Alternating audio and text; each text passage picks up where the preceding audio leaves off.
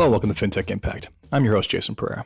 Today on the show, I have Samantha Russell, Chief Marketing Officer for 20 Over 10. 20 Over 10 is a company that helps advisors market their business through intuitive websites that are easy to design and manage with a compliance backend, as well as providing all kinds of additional marketing support and consulting. And with that, here's my interview with Samantha. Hello, Samantha. Hello, how are you today? Good. Thanks for taking the time today. Yeah, thank you so much for having me. So, Samantha Russell of 20 Over 10, tell us about 20 Over 10. Yeah, so 20 Over 10 is a digital marketing platform for the modern advisor is how we pitch it. So really our focus is on helping advisors with creative marketing.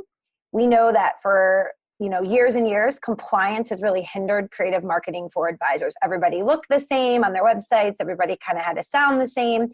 And it was really, really a headache to do any sort of creative marketing, especially digitally. So people weren't using digital marketing to get clients. And we realized that there was a need in this space to make a difference, that advisors should be able to market themselves the same way other professions and professionals and business owners were.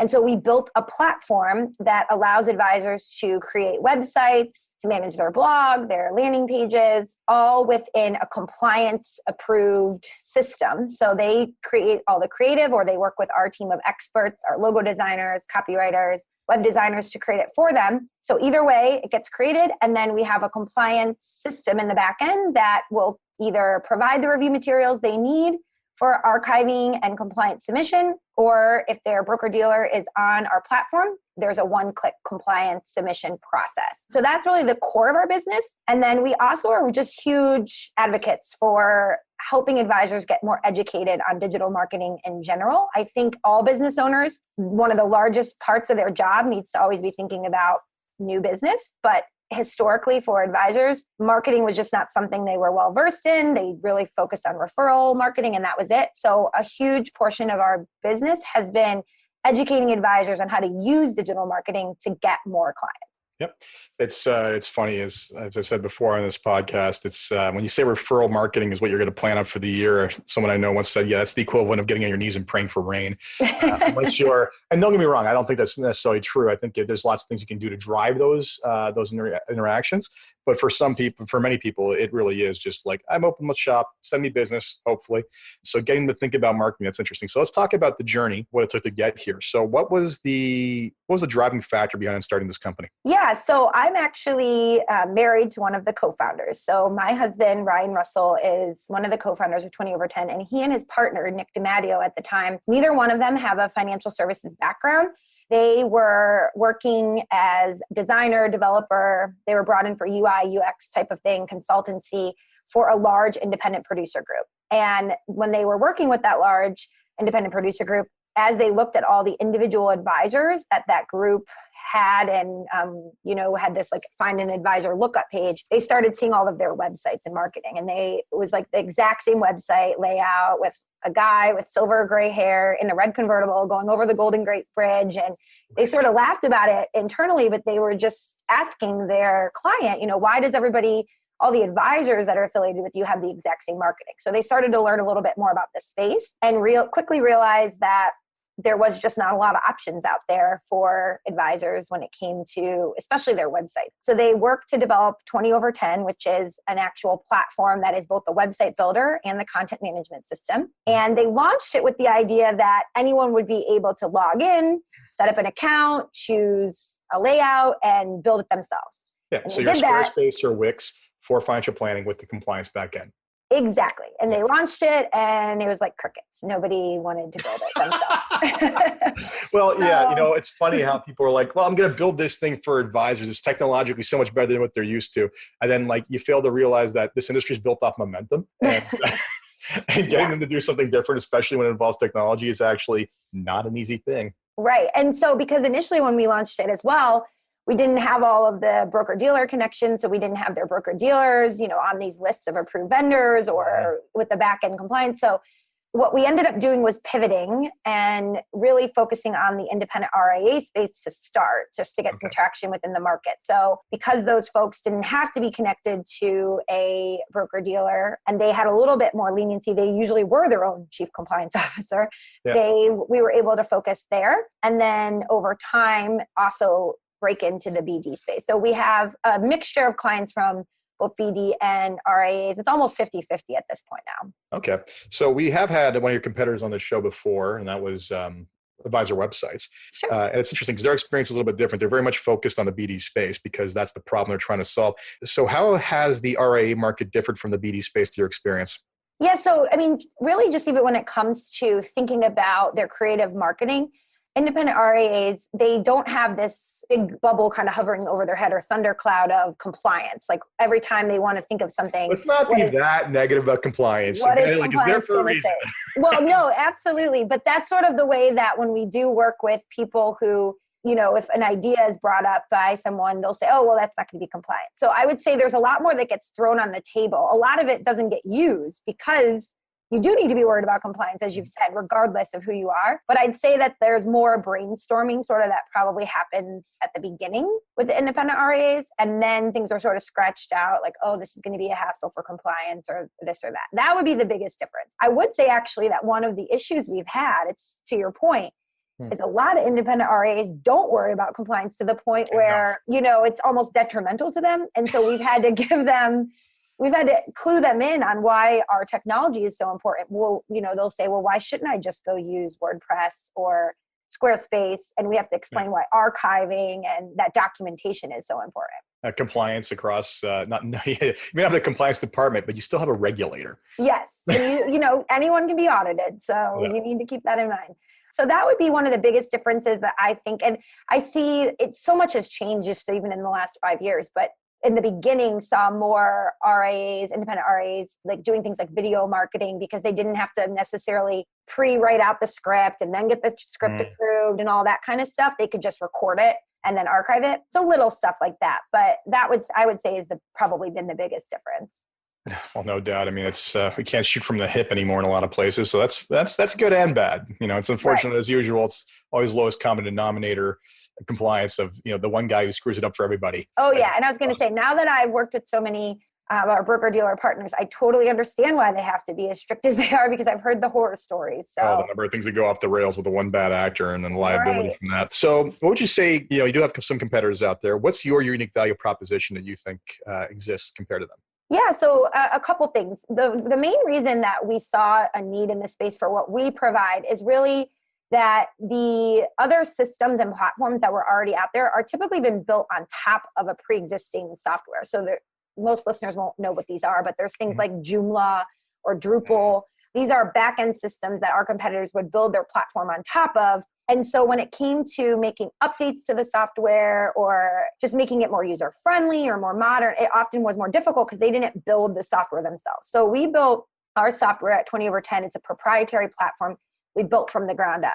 So one of the biggest differences that most people won't see unless they actually are in there really trying to make changes, if you're working on a template, which is what most of our competitors provide, you put your logo on there. Oftentimes, unless your logo is exactly the dimensions that the platform wants or needs or the background color, it'll kind of look like it's just slapped on there. With our platform, because everything is so customizable, it's always going to look more seamless in most cases. You know, you don't necessarily have to have the perfect logo file in order to make it look like it was always a part of the website. So we just have a lot more, I would say, user-friendly technology in terms of how big is the container around your logo? Or, hey, I want to change the sidebar on my homepage. I don't want the sidebar on my homepage, but I want the rest of the layout of the site to look like this. Okay, well, we can just remove the sidebar. So ours is I think of it just as more of a modular approach where you can pick and choose pieces of different layouts that you like and piece them together for the website you want, rather than choosing a template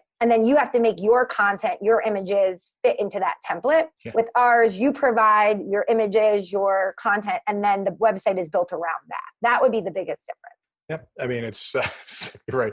So that's the big problem with a lot of WordPress templates. It's like you have to find the exact one you want, and your content has to literally fit in that exact box. Otherwise, it ain't going to look quite right.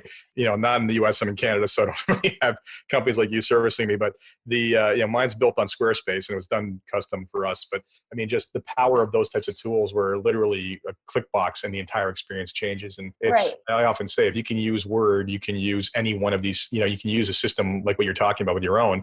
That's one of the big obstacles. What was one of the bigger hurdles, right? Is people like, well, I don't know how to code. Like, how do I like I can barely use a computer. How can I change my own website or do my own? Right.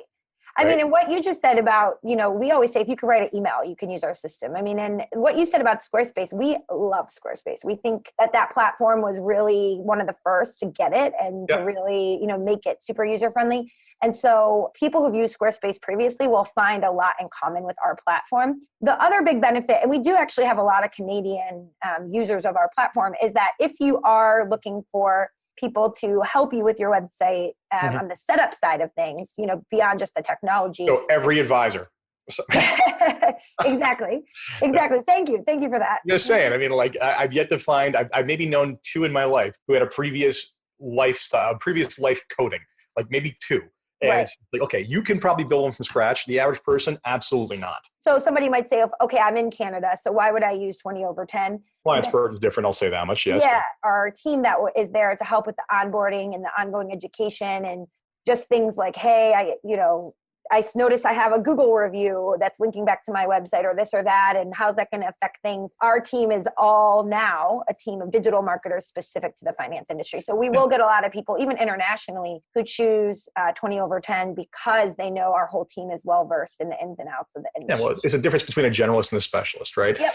Squarespace is the generalist of customized websites. You have a specific vertical that you guys get to become the subject matter expert in. And someone comes with the most extraneous question about, oh, no, this issue I'm having related specifically to finance. You're the only ones who can know the answer. Squarespace is just going to reply back, well, I have no idea what you're talking about. Exactly. I mean, or even the It's tools. happened for me, but whatever. Not that you have any particular experience with that, right? No. I mean, usually it's like I want something that it wasn't designed to do.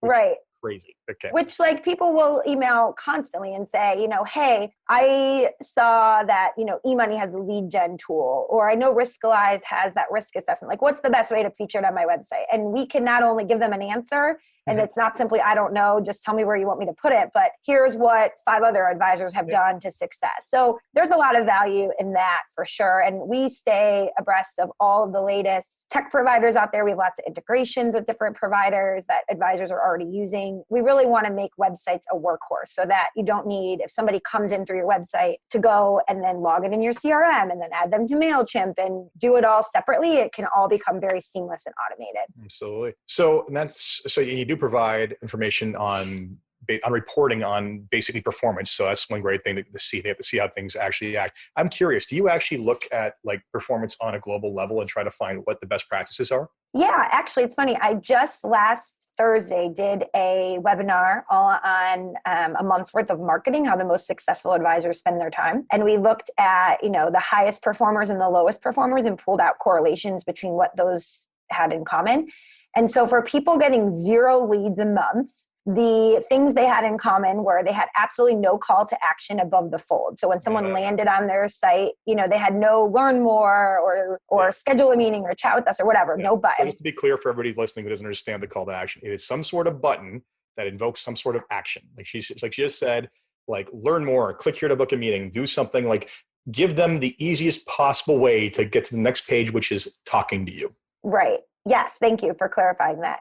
And then the other thing they all had in common, so again, these are people getting no leads at all per month. They were not optimized for very basic SEO things. So SEO is search engine optimization. They didn't have the title keywords or the location that they wanted to be found in the most important places of the website. And then the third was just, they didn't have language that was specific to any one audience. So the language was really generic, like financial planning for your journey. Doesn't say anything about who you help, how you help them. We always say you need to write your content to be problem solution based. So on the flip side of things, the advisors who were getting 11 or more clients a year from digital marketing were doing a few things in common. The number one, which I thought this was fascinating, was they just simply had a link to schedule a meeting on their calendar somewhere on their homepage. That was it. I'm a big fan of Schedule Once, and that surprised me. Yeah, they all had that somewhere. The second thing was that they had very, very hyper-specific language. So it could be something as simple as serving the Minneapolis community with financial advice since 1972, but they had that they were focused on Minneapolis. It could be geography had an impact. Geography had an impact, and or the niche audience, right? Yeah. We help busy and motivated professionals take control of their finances with X, Y, and Z. So they would be very hyper specific about their audience so that they were allowing people to self-qualify. And a couple other things that those firms did, they included video somewhere in their marketing. So whether it was on their website, their blog, or their social media. So personal videos of them talking to the camera, explaining their services, talking about what they do. And then the fourth thing was, so many advisors get quoted in CNBC or Yahoo News or the Wall Street Journal. Mm-hmm. They would have somewhere on their page as featured in page where they had the icons and the logos of those publications. Got to bug you for that. Now, is that a blog post they can share? Yeah. Yep. It's on our website. It's a blog. And then there's a link to the replay of the video having me explain all the results. Fantastic. I will be in the show notes for everybody. Great. Good. And it's funny because all those things are, I hear where you're coming from on all of them. And it's funny, like, I mean, no surprise there. Listen to Kitsis or anyone else who espouses these things, the being able to hyper specific your niche and let people, like you said, self-qualify. Like, that is me. That is my problem. That is my concern. Oh my God, someone who can help me with that. Right. Just like, if I'm looking for, if my pipe bursts in my basement, it's going to be like plumber, flood, my neighborhood, Google search. Like those things are going to come up and I'm going to look at the first couple that come up. And you don't even need to put your location in there because if you don't, Google will assume that you're talking about your location. If someone searches financial planning firm or financial advisor or investment advisor, Google assumes you're looking for somebody near you. First and foremost, they assume it's a service-based inquiry before they assume it's informational. So it's usually gonna give you a list of results near you. I have a really great blog post too. Whenever you do a Google search and you're looking, you want to be in that list with like the map and the first 3 results where it'll say get directions or call. It's like that's called the Google local 3-pack. There's 3 main things you need to do to get in there. And I have a whole blog post about it that you can. I will be sharing that too. Thank you very much. Because that's always a key concern for people. So so these are the types of things that our firm helps with. And because so many advisors don't pay attention to any of this, there's such an opportunity. It's true, but I still got to laugh. Yeah. I mean, and even after we give away all this information, it's right out there for anyone to find. Still barely anyone does it. So for the people that do it, you see such an impact because nobody else is. So I don't know how to hit people over the head with it any harder. I'm telling you, free of charge, go out there and do these things. It's so funny you say that. I was at, just a personal story from my history. So when I was first became an advisor, I'm at a dealership conference, and some guy gets up who helped found the place, and he goes up and talks about like his top planning strategies, and he gives 10 examples. I think he's like, and I'm scribbling down notes like crazy because I've never heard of some of this advanced tax planning stuff. And he's like, don't bother taking notes, everybody. I am going to basically provide this booklet that I have this all in as a PDF to you when we're done, right? And everybody applauds, and people stand up. And the first question is, why are you sharing this? This is gold. And so he's like, it's simple. 99% of you aren't going to use it. Yeah. If 100% of you were going to use it, I would never share it. But you know what? I'm okay to share it with 1% of people who are actually going to become better advisors out there. So I'm not screwing myself over in any way, shape, or form, but I am helping. And I would say that applies to all of the advisors listening who get scared about like giving away some of their advice for free. It's like there's so much information on the internet. No longer are we in the nature, the game of you better hide your tree. Yeah. Yeah. It's all about content marketing. You need to give away everything basically for free because it does become so complicated and people do get so deep in the trenches and then they realize, you know what? It's like the more you know, the more you realize you don't know about something. Yeah. Help people realize they don't know a lot.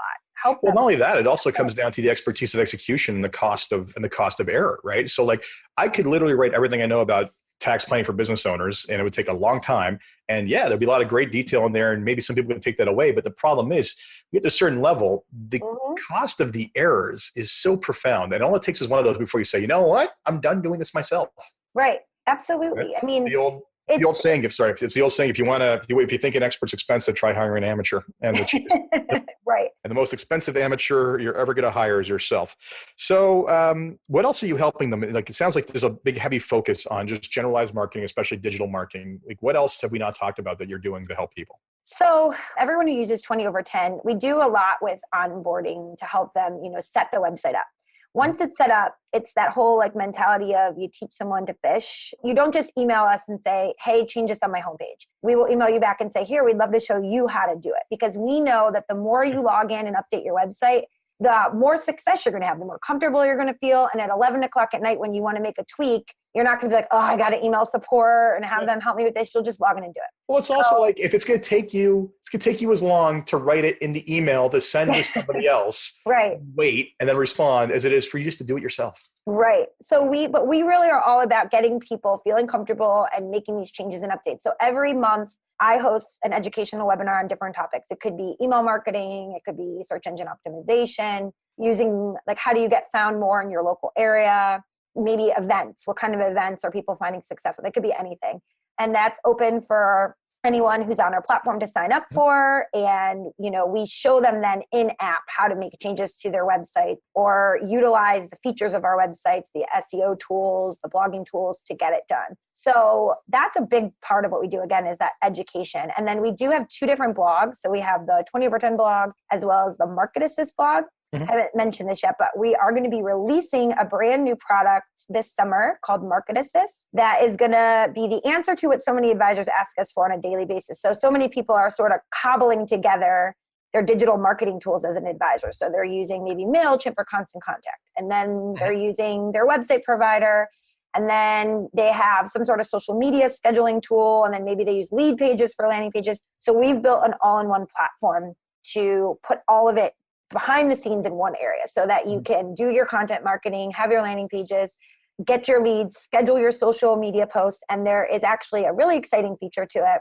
that I personally wanted and advocated for, which is a lead generation score. So every lead that interacts with your content is assigned a score in real time so that you can see from a sales perspective who's the most engaged, who was most recently engaged with that content, and is your best chance for actually starting to drip on them a little bit heavier, get in touch with them personally to connect with them. So this will be coming out, and we have a separate blog all about inbound marketing with that tool, the Market Assist blog. So do I need to book a second interview now to go over Market Assist? Because it sounds like 20 over 10 is your front end facing web portal.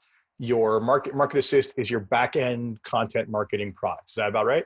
Yeah, that pretty much says it. Yeah, everything. All right. Maybe I need to write that down and steal that from you as I explain this. Yeah. Trademark it on the show. There we go. Done. Right ahead. So okay, excellent. So the last couple of questions I'd like to ask are a couple of bigger ones that you think. First off, if you had one wish for something you could change about your business or the industry in general, what do you think that would be? What first comes to mind is that I wish my business was located near a big city so I had an easier airport to fly out. For those of you who missed that, Samantha's located, where's Penn State again? We are right where Penn State University is in State College, Pennsylvania, because one of our co-founders is still actively a professor at Penn State University. So I am physically here and I travel all the time, and it is a beast to travel out of a tiny airport. Talking about not being located near a major hub can be a challenge for founders who have to travel as many conferences as advisors do go to. So that is not a small hurdle. So I totally understand your pain there. In terms of starting and running this business, what's been the biggest challenge to date, in your opinion? Whether it be growing it, starting it, getting it out there? I would say for sure just the fact that the industry is really a tight-knit community, and people recommend, businesses or platforms or tech. Typically you see, inside sales people, hopping between different companies all the time. No one on our team comes from a financial background. So we really, really plodded along just with proof of concept for a long time and word of mouth of advisors who would find out about it and just love it. All of our leads have been inbound marketing leads, really, for the most part. But the biggest challenge definitely was just that we didn't have anybody on the team who already knew the industry, knew the key players that could advocate for us. So definitely we've thought about strategic hires like from inside the industry, but at the same time, it's always like your challenges sometimes are also the biggest blessings, because I think we did have an outsider's perspective. So we could see things very differently than people who've been in the industry forever. One of my favorite things, just as an aside, I always will tell people to do something called the 5-second test on their website, where you pull up you tap a stranger on the shoulder at like a coffee shop or something, and you say, hey, can you look at this? And I'm going to ask you a series of questions. It'll just take 60 seconds of your total time. And then you show them your website for 5 seconds, and then you close your laptop and you ask them a series of questions. And it helps give you insight into like, what are the glaring things people notice? What are they able to understand about your business? Things like that. And I'll do it at conferences, and then all the advisors will go and ask all the other advisors to do the 5-second test. And I'm always like, this is not the audience you want. You can't ask other people. Let's work within our bubble. Yeah, exactly. They're always like, do you think this sounds good? And I'm like, another advisor is not the person you want to ask, you know? So it makes me laugh. But so I think that even though that's been a challenge, at the same time, now that we're on the other end of it, I can see that it has been a good thing. I love that. And for the record, there's a number of commonalities amongst businesses that I interview on this podcast. And one of the ones that seems to be overwhelming and I think is hilarious is the lack of people from the industry working on these fintech companies to make our industry better. And I absolutely agree.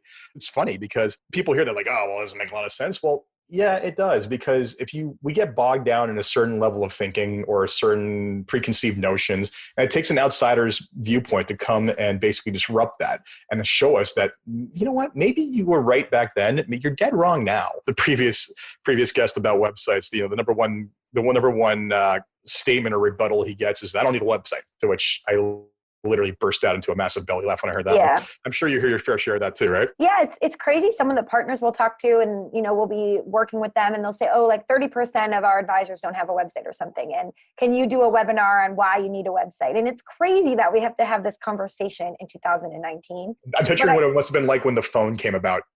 Right. I mean, and I always say, for people, if you're not moving forward, you are moving backward, because everyone else is moving forward, and guess what? You're left behind them. Yep. And it always amazes me too. I tell this to advisors: how much money do you spend on your office lease, or, your rent, or, what your clothes look like, the car that you drive, all of these things. And how many people seriously, realistically, in a year see that, versus how many people just look at your website traffic ever see your website? Thousands more per year will see your website than will ever see your office, yet people spend sometimes no attention to that website.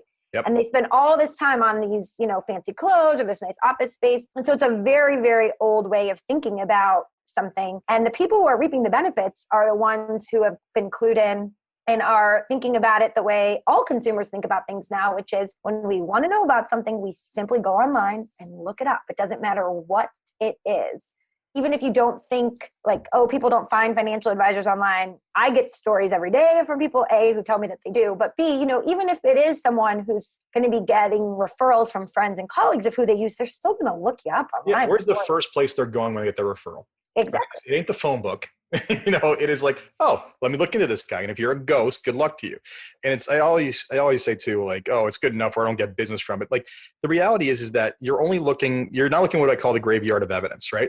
None of us have data on people who visited our website and chose not to hire us. And the reality is that if you're not actually getting business from people who visit your website, then that 100% of that category is in the latter, which is visiting your website and choosing not to hire you, because people are finding you. It's just a matter of not wanting to be there. And the other thing I find funny is that, and I'm sure you've seen it, and you mentioned XY on your blog at one point, but the reality is that there's an entire new generation of advisors that are basically working almost 100% remote from their homes, right? Mm-hmm. And you think about it, they don't have the fancy, expensive office or the car, all that other stuff you mentioned. There's no need for that, because they're just basically getting this new remote work lifestyle that everybody's getting used to now.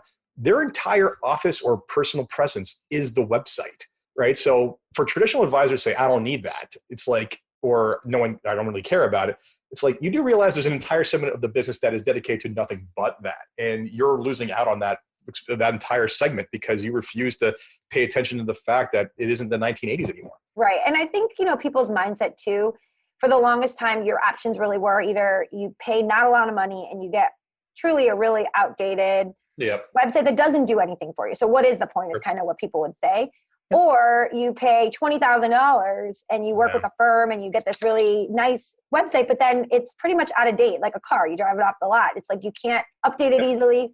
And so that's really what we were looking at when we started this business was, let's be the platform that makes it so that there's not a huge upfront cost, anywhere from $0 if you want to do it on your own to about $5,000 if you want to work with our team at the highest end, and packages in between there. But that you can actually, for a pretty low monthly fee, less than $100 a month, constantly be updating and innovating and changing. So, if you add a younger advisor to your firm and he wants to focus on ExxonMobil employees because, that's in your backyard and you guys notice you're working with a lot of people from there, he can add a page to the website without building a whole separate site. So our platform is really meant to scale with the advisor as they scale their business and make it so that it's not marketing. It doesn't become this huge Herculean task that takes a bunch of time. And then when you're done, it's done, but it becomes outdated quickly. Instead, it's a series of things you do day in and day out over time that bring you leads that allow you to turn those leads into clients. Yeah, and an important thing you hit upon there was it's not the old days anymore where you literally needed to go spend 5 figures to get a website off the ground. The great thing about so much of the technology we talk about in this podcast is that the scalability is there from day one. You're paying, as you said, let's just talk about your price point. Your price ranges from $89 a month to $89 a month plus different setup fees depending on the level of, depending on our monthly fee is the same no matter what setup package you get, which is the beauty of it. And the setup fees are very minimal. I mean, especially, I can't tell you the number of times I get an email from someone who's like, hey, someone looked up a CFP. They went to the CFP board's website and then they looked for a CFP in their area. They looked at 10 websites and they chose mine. And they told me like that X, Y, or Z that we had on there was one of the main reasons why. Thank you so much for all your help. That was a $3 million client. We get those kinds of emails all of the time. So usually the cost becomes something that it's paid for itself very quickly. No time. Yeah, it's interesting because the feedback I've gotten on mine over the years has been, and I set this thing up about 3.5 years ago, 4 years ago now. And yeah, we've updated as needed, but newer pictures, newer content, but the general structure has been the same. And some of the prospect feedback is like, well, okay. This person got referred to me, and normally I just kind of gloss over the website, but like, wait a sec, you guys actually put some time into this. It's very obvious when someone has done something other than the company default. Right. And I mean, how many websites have you seen for advisors where it will say, welcome to our website, where we provide a host of financial planning tools and resources here to help you. It says nothing about the problem that the client has, why they would be, right? Yeah. But if you focus on helping small businesses navigate 401k plans for their employees, and you put something on there about that, people are going to keep reading, that's where that 5-second test comes into play. 100%. I mean, one of the things I do is on occasion, I do case studies for a major national newspaper, and, that does build business, but it's hit or miss, right? And what I found is after the first year and change of doing it is it depends on the case, right? It needs to resonate with with different people as, that's me. So I had like one case where I got like 6 calls out of it, 6 prospects out of it. And it was literally, he was like, you know what? I cut that out and I put it on my wall because that's me. That's my experience, right? And you know what? The more you do that through your own business, through your own website, and find the people who are dealing with the challenges that you're helping people fix, the more likely you are going to basically land more business out of it. Yeah, absolutely. And, what I always say is a really good test for yourself is go to your website right now. And if someone never, ever had met you before and they read what's on your homepage, would they get a good sense of you as a person? Now, granted, there's a lot of people out there who are in large teams, so they don't have control over that. But if you have a bio page you can send to leads, what does your bio page say? Is it written in first person or third person? Does it make somebody walk away feeling like they have a good sense of who you are as a person? So we have little things built in our platform, like every single team member page has a main picture and a hover picture so that teams can easily put their, in their suit headshot, but then a picture of somebody whitewater rafting and someone hiking and somebody doing something else to give people a sense of who they are. People don't choose financial advisors anymore because they're going to give you the best return. They choose firms based upon who they like to work with because the technology is pretty much the same for everybody, Because no one can assure the best return anyway. Yeah, exactly. So if you want people to do business with you, you have to build rapport and connection. And the web allows us to do that, honestly, a lot easier than a lot of people realize. So things like including personal photos. We have quite a few firms who they have an office dog. So we've said, put a picture of the dog on the website, call him the chief morale officer and give him a bio photo and talk about how he loves to greet people at the door and what his favorite bone is, Little things like that will make people smile. And when they email you for that first meeting, they'll mention the dog. Totally. Yep. Because everybody else looks robotic. So last question, what about your job motivates you, gets you out of bed every morning, and makes you want to go out and tackle the world? I love that question. Honestly, it's all about, for me, connection. So people all the time will say, you give away so much information, or you're constantly, answering these questions or this or that. And, I'm not, obviously, it's not on billable hours. I'm doing it on social media or anything like that. It's because I just love hearing people say, I tried out that one strategy you told me and it worked. I got, this many more leads, or I have a client that connected with me because I shared this personal story. That is by far and away making those connections with people I've never met before because I have some sort of knowledge that can help them grow their business has been so rewarding for me and allows me to build my own team, right? Like as their businesses grow and they send us more clients, I can build more people on our team and grow our business and provide more jobs. So just that human connection that I've been able to make has been so rewarding. And it's funny because they ask those questions, but you're leading by example. You're talking about the importance of content marketing. And meanwhile, you're giving it all away and proving how it works. And it's like, I mean, I'm sure you can probably point to your own statistics of how many people were drawn to your business because of your content marketing and say, look, this can work for you. You just have to basically do it yourself. Do it. Yeah, absolutely. And we have, again, on our blog, not to beat a dead horse, but we have like case studies there where we'll show, when we went from posting 3 times a week to 5 times, what did the difference look like? It was huge for us, Do more writing. Yeah, but if writing's not your thing, record quick videos and use a transcribing service to transcribe them because Google can't crawl your video, but it can crawl your blog posts if you transcribe them. Or another thing I'll tell people is tie the task of whatever you want to do better at to something you're already doing. So for me, I have to record, or I shouldn't say I have to, but I like to record a video every Monday morning to share with my followers on LinkedIn. Yeah. So after I drop my son off to preschool and after I get my coffee, I sit in the parking lot and I think about what I'm going to say. And then I either record it in the car or I record it right when I first get up to the lobby of the office. And then I'm done and it's, done. Or if, you want to blog more, maybe it's after you grab your lunch, you sit at your desk and you absolutely have to type out 2 paragraphs while you're sitting at your desk. So if you tie it to something else rather than put it as a time on your calendar, I find there's a higher rate of success.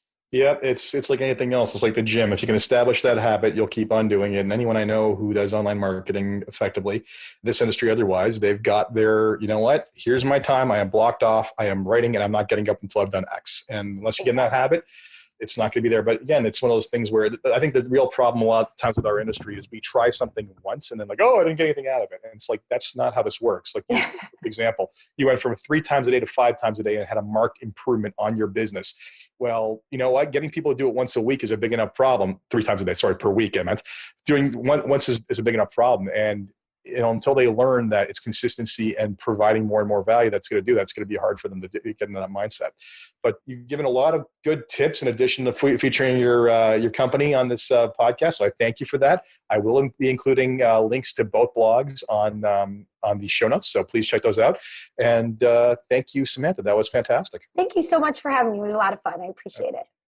So I hope you enjoyed that interview with Samantha Russell at 20 over 10.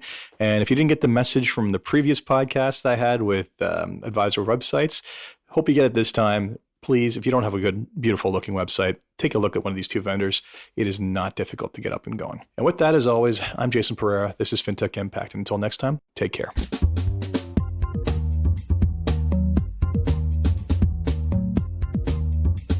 This podcast was brought to you by Woodgate Financial, an award-winning financial planning firm catering to high net worth individuals and their families. To learn more, go to woodgate.com. You can subscribe to this podcast on iTunes, Stitcher, and Google Play, or find more episodes at fintechimpact.co.